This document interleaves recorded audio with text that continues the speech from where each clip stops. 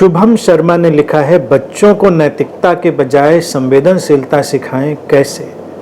संवेदनशीलता में तो हम भी कभी रह पाते हैं तो कभी इससे दूर हो जाते हैं। कुछ कहें।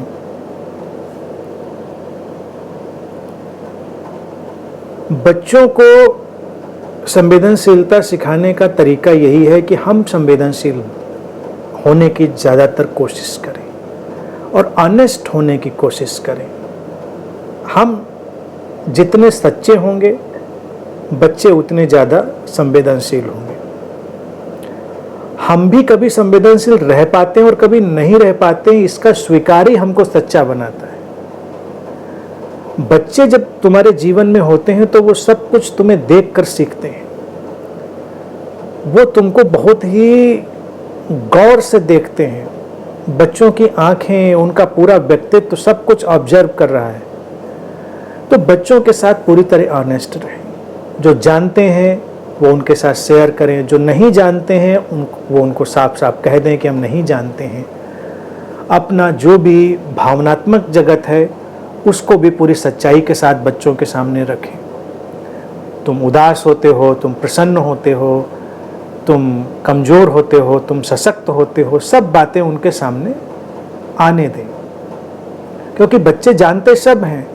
तुम उनसे प्रिटेंड नहीं कर सकते, उनके साथ तुम दिखावा नहीं कर सकते। वो पहचानते हर चीज़ है।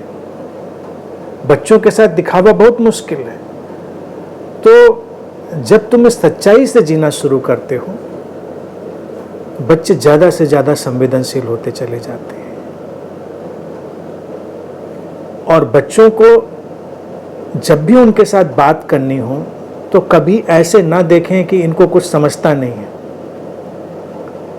हो सकता है वो तुमसे ज़्यादा जागरूकता से चीज़ों को पकड़ रहे हों, तो उनको पूरी पूरी बात बताओ।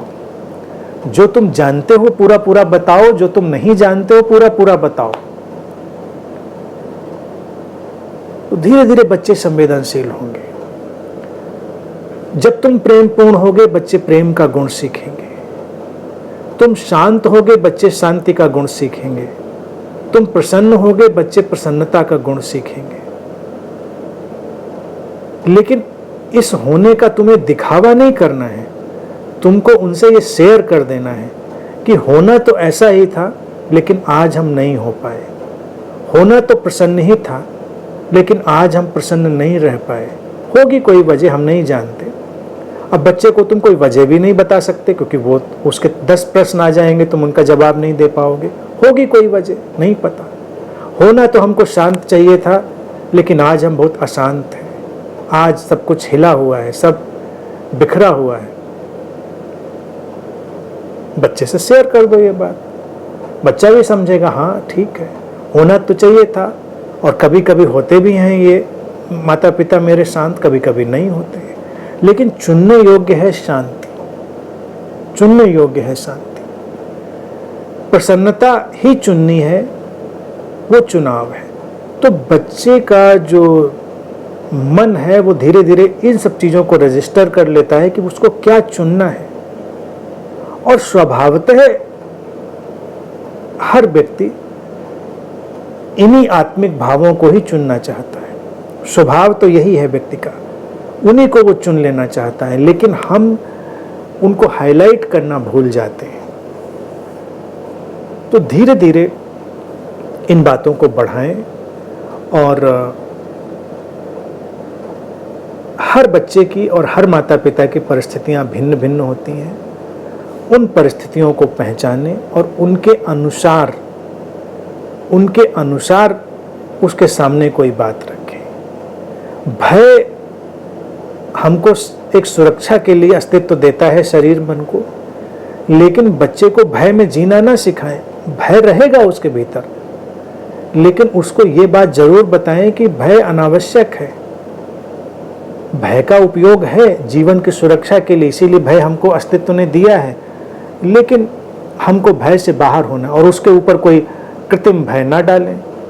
आर्टिफिशियल फियर जो हम क्रिएट करते हैं वो ना डालें।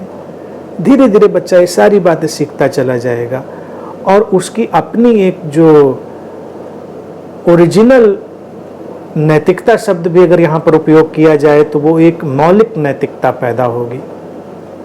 जो प्रेम की तरफ जाएगी, जो शांति की तरफ जाएगी, जो प्रसन्नता की तरफ जाएगी, जिसके कोई बने बनाए फॉर्मेट नहीं होंगे, ढांचे नहीं होंगे, खांचे नहीं होंगे, झूठ और सच के कोई प्रोजेक्टेड आइडियाज नहीं होंगे।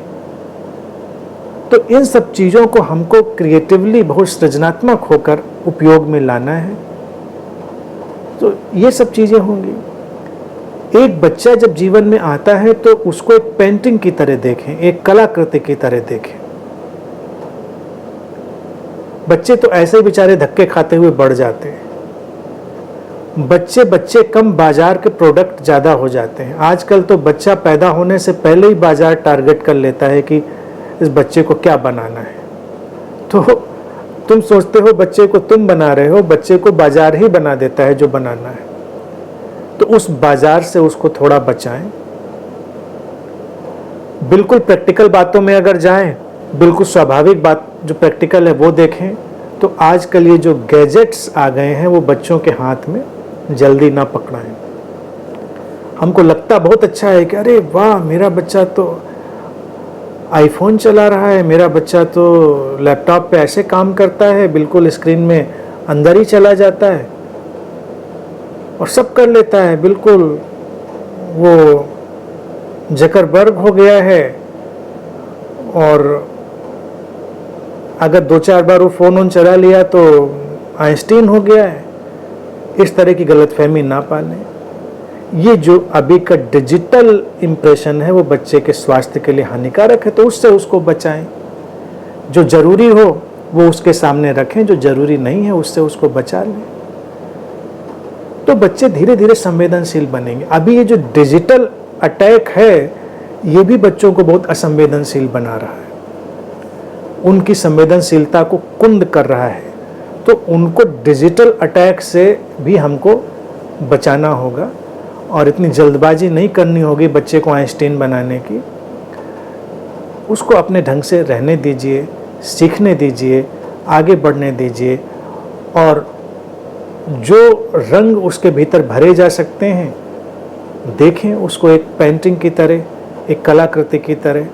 और फिर जितनी सच्चाई से इस सब पे चल पाएंगे मैं समझता हूँ, क्योंकि रास्ता आसान नहीं है। तुम कहोगे आसान नहीं, तो आसान तो जीवन में कुछ भी नहीं होता। आसान नहीं है लेकिन फिर भी चला जा सकता है इस ढंग से।